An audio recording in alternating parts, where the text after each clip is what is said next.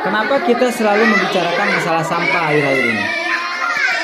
Soalnya Bandung darurat sampah. Kenapa Bandung bisa darurat sampah?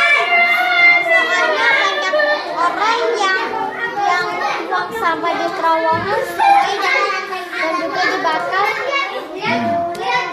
Terowongan mana? Terowongan di Damasol. Oh gitu ya. Terus ada lagi nggak? Kenapa Bandung jadi sampah di Bandung jadi menumpuk selain itu kenapa? Karena gak ada yang memilah sampah. Oh. Untung kita memilah sampah. Baik. Emang bagaimana sih supaya sampah itu kita tidak menumpuk? Aku tahu kalau kita masukkan sampah yang benar ke tong sampah, pasti itu yang benar. Terus? Kalau kita masukin sampah yang sama itu bentuk gambarnya, kita tinggal masukin aja sampahnya. Absen di orang tengah. Jadi selain itu supaya sampah itu tidak menumpuk, selain dari menyimpan di tempat yang benar, ya selain dari menyimpannya di tempat yang benar, apalagi supaya sampah itu tidak menumpuk. Aku menggambar 3 TPA. Oh. Ada TPA 1, TPA 1 organik, TPA 2 3 sampah, plastik, kaca, karet. Oh gitu. TPA 3 logam. Oke, terus? Itu aja. Oke. Apa yang sudah kamu lakukan dalam mengelola sampah ini? Mau di rumah, mau di sekolah, apa yang sudah kamu lakukan dalam mengelola sampah itu? Dalam mengelola sampah itu apa? Apa yang sudah kamu lakukan? Yang sudah kamu lakukan dalam mengelola sampah? Dalam mengelola sampah, mau di rumah, mau di sini, mau di sekolah, apa yang sudah kamu lakukan? Aku semuanya Sudah apa? Sudah melakukan apa? sudah melakukan gerakan anak untuk limbah sampah. Gimana? Namanya gelis. Ya, apa yang sudah kamu lakukan apa? Yang sudah kamu lakukan apa? Apa saja? Membuat pupuk sendiri dari mana? Membuat pupuk organik. Oh, di mana membuat pupuknya? Kan biasanya setiap hari kan kita harus bawa sampah buah atau bumbu dapur. Oke. Di rumah dibuat nggak?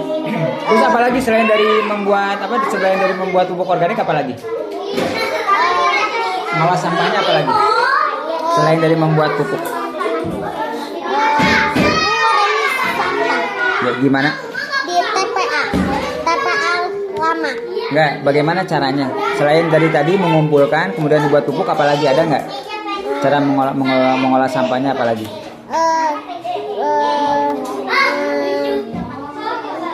Mengolah sampah. Yang sudah kamu lakukan selain mengumpulkan bekas-bekas sayur sama bumbu dapur, selain itu ada lagi nggak? Selain itu aku nggak tahu. Tahu. Oke. Terus apa yang terjadi kalau sampah itu tidak diolah dengan benar? Ya bumi kitanya nanti laut kotor, sungai kotor, pencemaran udara dan jalan terhalang dan akhirnya bumi kotor. Oke. Ya. Terus kenapa di luar negeri itu banyak yang berhasil dalam mengolah sampah? Karena mereka peduli dengan sampah. Mereka itu tahu gimana misalnya orangnya lagi minum botol air minum plastik. Habis itu pas udah habis dia masukin ke tong plastik. Oke. Kalau di kita emang? Kalau kita mah ya sukanya ke bercampur. Bagaimana cara mengolah sampah plastik? Kita kan kita bisa dibuat karya seni, tapi gak akan tahan lama, itu jadi sampah. Terus caranya gimana? Kalau sampah itu diolah dengan apa? Sampah plastik itu gimana? Cara yang betulnya mengolah sampah plastik? Kan TPA tidak ada yang mengolah sampah. Soalnya mereka itu gak tahu kimia-kimianya. Oh gitu. Caranya bagaimana supaya bisa diolah? Pertama dibakar. Oh dibakar, terus? Tapi bukan di luar, tapi di dalam gedung. Hah? Biar gak ada pencemaran udara. Ya, terus? Jadi kita buat itu dulu kayak terowongan kecil, masukin kayu, pakai api dibakar. Oke. Habis itu masukin semua plastiknya, tapi pakai panci. Pas udah melalai, itu diolah kembali. Oke, dibuat apa? Dibuat botol, tempat oli. Dan Kalau sampah logam, apa?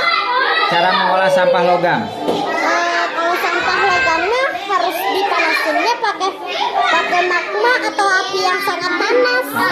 Terus? Bisa nggak kita lakukan di rumah? Nggak bisa. Harus gimana?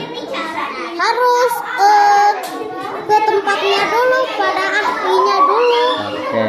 Jadi yang bisa kita lakukan sampah-sampah besi, sampah-sampah logam di rumah kemana kan? Ke tong sampah seperti kaleng sama TV, tapi TV kan nggak bisa masuk, jadi simpennya di pinggirnya aja. Oke. Sekarang bagaimana cara mengolah sampah kertas? Pertama-tama kita kan nggak tahu, kita nggak bisa, aku nggak tahu pengolahan kertas. Kira-kira sampah bisa dibuat apa? Apa? Sampah kertas kira-kira bisa dibuat apa?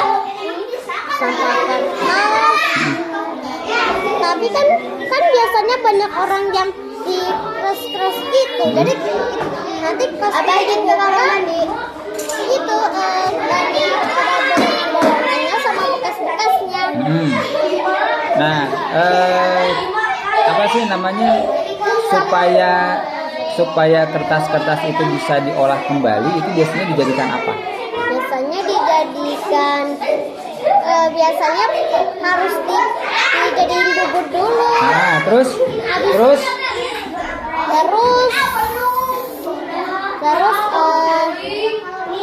kalau sudah jadikan bubur, habis itu dikeringin, tapi harus hati-hati pas pakai air. Oke, kalau sudah dibuat bubur emang buat apa? Habis itu pas udah selesai, udah mengeras kertasnya, terus panjangnya itu panjang banget kertasnya, bentuknya kayak tisu toilet. Habis itu pertama-tama dipotong dulu ukuran kertasnya. Oke.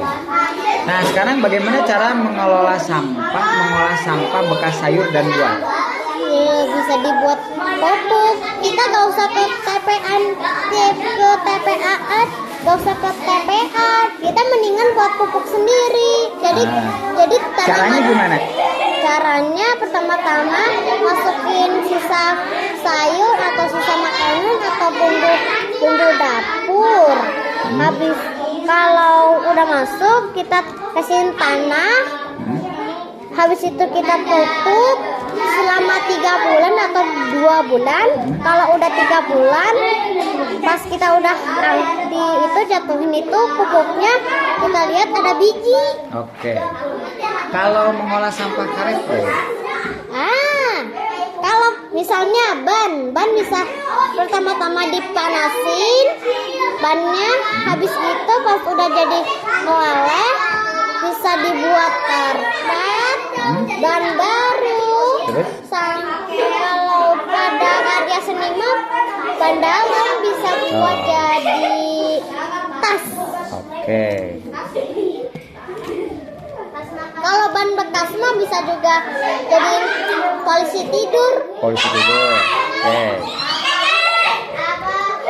Kalau cara mengolah sampah kayu, kita nggak tahu.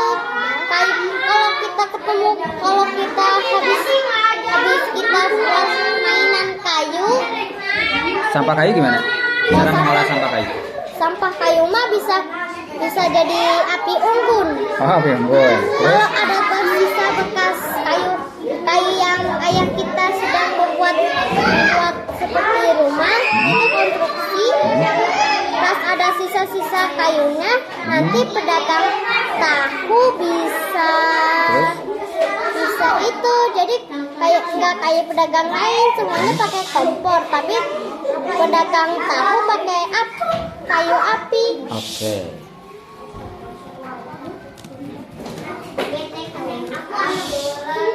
Kalau kaca, cara mengolah kaca. Kita tidak bisa kaca itu aku gak tahu kaca aku gak tahu pengolahan kaca. Nggak tahu.